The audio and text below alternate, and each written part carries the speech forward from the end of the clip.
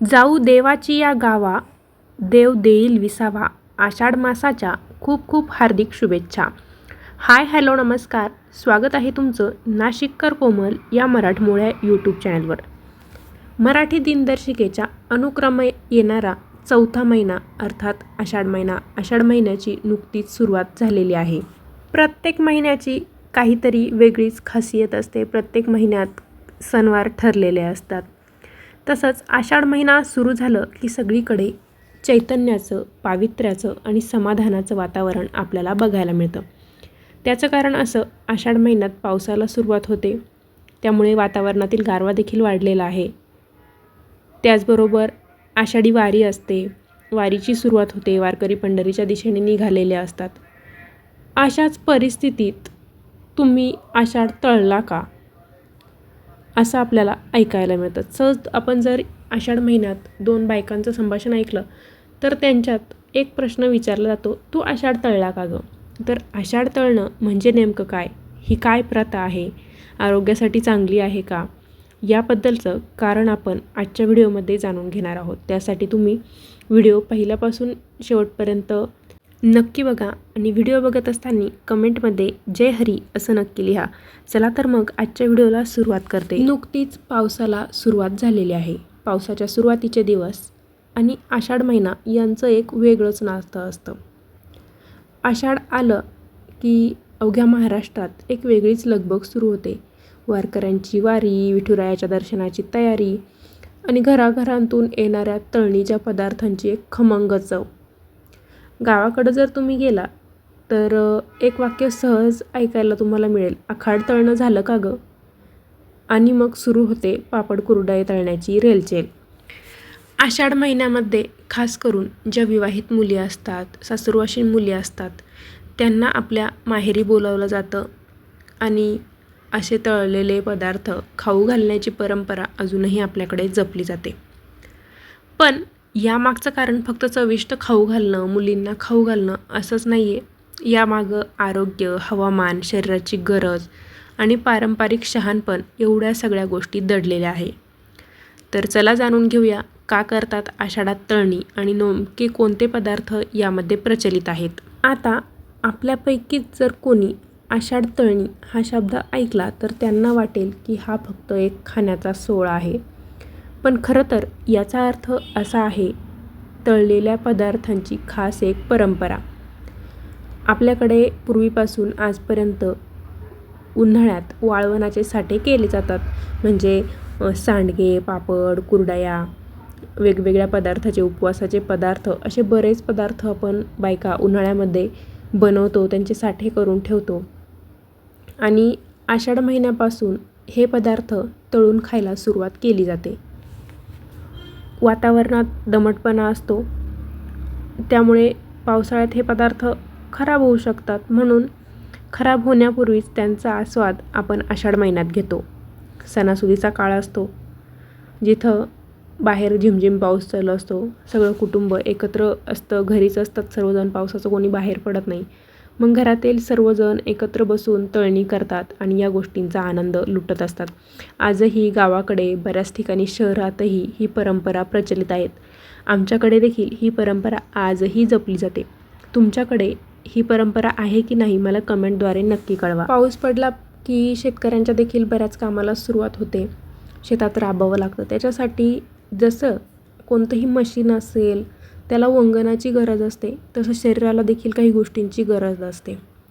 आषाढ महिन्यात सतत पाऊस पडतो, गारवा असतो, दमट हवामान असतो आणि बाहेर शेतात जर काम करायचं असेल तर शरीराला उष्णता देणाऱ्या, तेलकट आणि वंगण देणाऱ्या पदार्थांची गरज असते. आणि वातावरण दमट असतं, पावसाचं असतं, त्यावेळेस पचायला हलके पण उष्णता भरपूर असणारे तळलेले पदार्थ आपल्या शरीरासाठी उपयुक्त ठरतात. म्हणून या पदार्थांमधून आपल्या शरीराला वंगण मिळतं. विशेषतः महिलांना, मुलींना या काळात पौष्टिक आणि उष्णतेचे पदार्थ दिले जातात. त्यामुळे त्यांच्या आरोग्यावर कोणताही परिणाम होत नाही, त्यांचं आरोग्य टिकून राहायला मदत होते. आषाढ महिन्यानंतर सुरुवात होते श्रावण महिन्याला. श्रावण महिना म्हटलं की आपल्या डोळ्यासमोर येतात व्रतवैकल्य, कारण श्रावण महिन्यात बरेच व्रतवैकल्य असतात आणि श्रावण महिन्यात व्रत असतात, उपवास असतात, त्यामुळे धार्मिक बंधनं वाढतात आणि बऱ्याच जणांना साजूक गोड तिखट पदार्थ जे असतात ते खाण्याचं स्वातंत्र्य कमी होतं. म्हणून आषाढात अगोदरच ही चवदार कसर आपण भरून काढायची असते. त्यामुळे पोटही भरतं, मनही आनंद राहतं आणि शरीराची तयारी देखील होते, शरीरालाही वंगण मिळतं. आयुर्वेदाच्या दृष्टीने जर विचार केला तर आयुर्वेद असं सांगतं की आषाढ महिन्यात चयापचय शक्ती चांगली असते, म्हणजेच जेवलेले पदार्थ सहजपणे आपल्याला पचतात. म्हणून आषाढ महिन्यात गोड पुऱ्या बनवल्या जातात, तिखट पुऱ्या बनवल्या जातात. भजी, वडे, थालीपीठ यांच्यासारखे खास खमंग तळलेले आणि थोडेसे जड वाटणारे पदार्थ आपल्या शरीराला त्रास न देता पोषण द्यायचं काम करत असतात. म्हणून आपण जे उन्हाळ्यात वाळवणं बनवलेले असतात, जसं की शेवया असतील, चकल्या असतील, पापड असतील, सांडगे असतील, या वाळवणांचा वापर याच काळामध्ये चांगल्या पद्धतीने केला जातो. छानपैकी दुपारच्या वेळेत किंवा आषाढ महिन्यात हे तळणीचे पदार्थ केले तर त्यामुळे आपलं आरोग्यच नाही तर कुटुंबातील आपुलकीही वाढायला मदत होते. तर ती कशी? मुली माहेरी गेलेल्या असतात बरेचशा, मग मुली माहेरी आल्या की असे काहीतरी खास तळलेले पदार्थ बनवले जातात, अन्नपूर्णा देवीला नैवेद्य दाखवले जातात. त्यामुळे बरेच जण कुटुंब एकत्र येतं, छानपैकी दुपारी अशा पदार्थांचा आस्वाद घेतला जातो. मुलगी सासरी गेली की तिच्यासोबत मिठाई पाठवली जाते. अंगणभर खमंग वास सुटलेले असतात. आपल्या खाद्यसंस्कृतीचं आणि स्नेहबंधाचं हे एक सुंदर दर्शन असतं. या गोष्टींमुळे कुटुंबातील लोक प्रेमाने राहतात. आषाढ तळणं किंवा आखाड तळणं हे चविष्ट खाणं नाही तर हवामान, आरोग्य आणि परंपरा आणि आपुलकीच्या जपणुकीसाठी हे एक सुंदर महिना असतो, सुंदर पर्व असतं.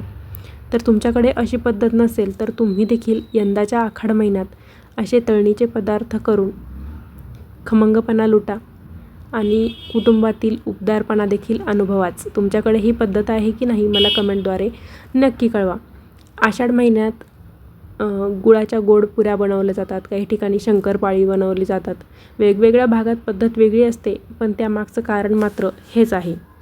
काही ठिकाणी आखाड तळणे असं देखील म्हटलं जातं. आषाढ महिन्यालाच अपभ्रंश आखाड असं म्हटलं जातं. तर या आषाढ महिन्यात या ज्या आपल्या गावात किंवा शेतात जवळ म्हसोबा मावलय असतात त्यांना देखील नैवेद्य दाखवले जातात. तर त्यांचा मानपान कसा करायचा याबद्दलचा सेपरेट व्हिडिओ मी लवकरच तुमच्यासोबत शेअर करेल.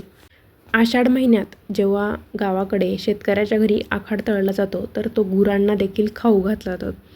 गुरांना देखील तळलेले पदार्थ, कुरडई, साधे मिरची न वापरता जे मिठाचे भजे असतात ते देखील, गोड चाणक्या असे पदार्थ गाईगुरांना देखील खाऊ घातले जातात. गाईगुरांसाठी देखील आखाड तळला जातो. तर या परंपरा आपणही जपायच्या आहेत. तुम्ही जर आखाड तळत नसाल तर यंदाच्या आखाडात या गोष्टी करा, तुम्हालाही त्यातून आनंद नक्कीच मिळेल. तर आषाढ तळण्यामागचं कारण काय आहे? तर आपली संस्कृतीही जपली जाते, आपल्या शरीरालाही वंगण मिळतं, नातेसंबंध दृढ होतात, अशी बरेच कारणं या आखाड तळण्यामागे दडलेली आहेत. तर मंडळी, असा होता आजचा व्हिडिओ. आजच्या व्हिडिओमध्ये आखाड नक्की का तळला जातो, आषाढ तळणे म्हणजे काय असतं याबद्दलची माहिती जाणून घेतलेली आहे. व्हिडिओ आवडला असेल तर व्हिडिओला लाईक करा, जास्तीत जास्त शेअर करा. त्याचबरोबर चॅनलवर नवीन असाल, अजून आपल्या चॅनलला सबस्क्राईब केलं नसेल तर धार्मिक, आध्यात्मिक तसेच सणावारांचे व्हिडिओ बघण्यासाठी नाशिककर कोमल या मराठमोळ्या यूट्यूब चॅनलला सबस्क्राईब नक्की करा. पुन्हा भेटूया अशाच एका नवीन व्हिडिओसोबत. धन्यवाद.